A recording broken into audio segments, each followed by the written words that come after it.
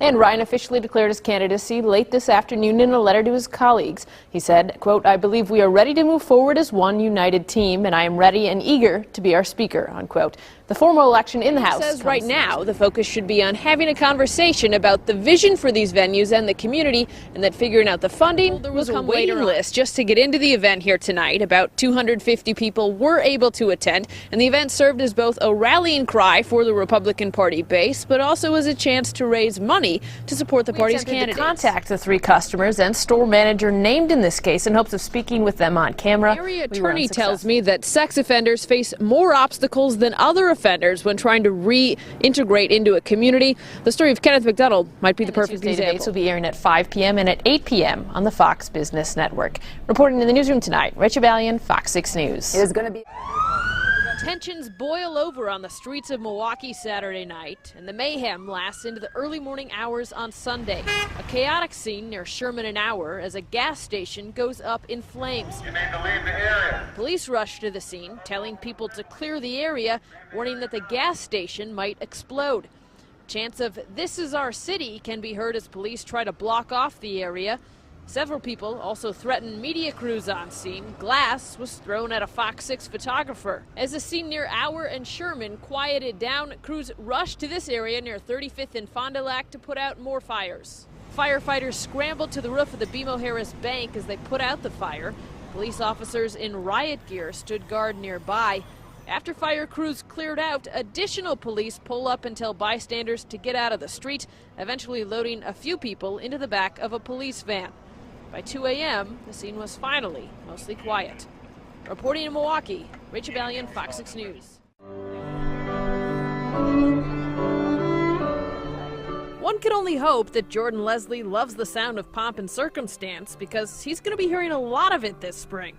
I was going so fast through my courses, he was like, "You know what, maybe we could try something different." It started on an advisor's whim. Jordan Leslie. And ended with Leslie being the first to hit a unique milestone. I was always the youngest in my classes. Initially, he looked so out of place at Lakeshore Technical College that a school official thought he must be a lost visitor. I didn't think he was a student. I questioned him, thought he was just here with a group and kind of got separated. So I actually questioned him what class he was in.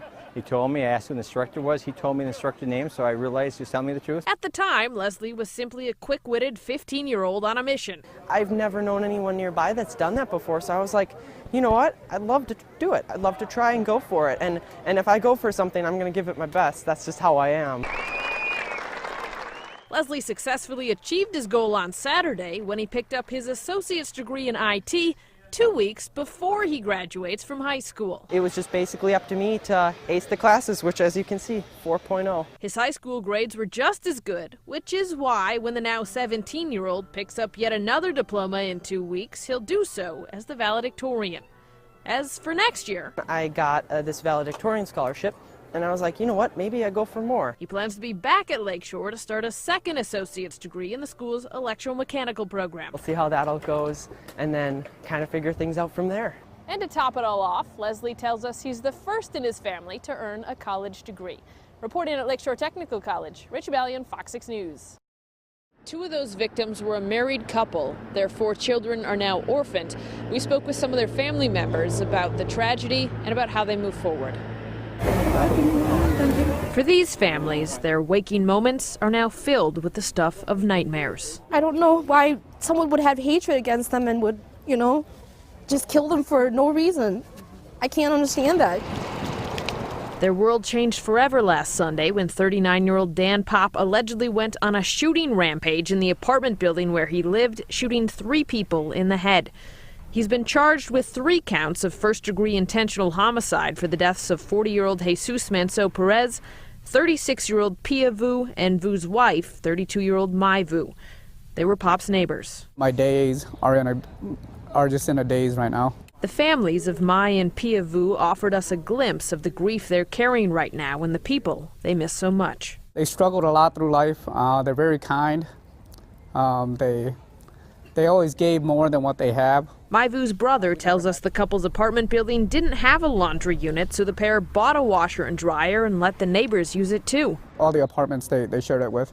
The Vus have 4 young children ranging from age 4 to 16 who are now orphans. They don't have anything saved up. Their kids right now are in need of pretty much anything that anybody can give them. The Vu's extended family is looking after their kids right now, while also trying to figure out how to afford their funerals. In our cultures, funerals are 2 to 3 days long. It's going to cost a lot, and we have to do 2 funerals. Now, the families have started a GoFundMe page to help cover the cost of those funerals. If you're interested in helping out, make sure you go to fox6now.com. We've posted the information you're going to need to know. Reporting live tonight outside Milwaukee Police District 6, Rach Baillon, Fox 6 News.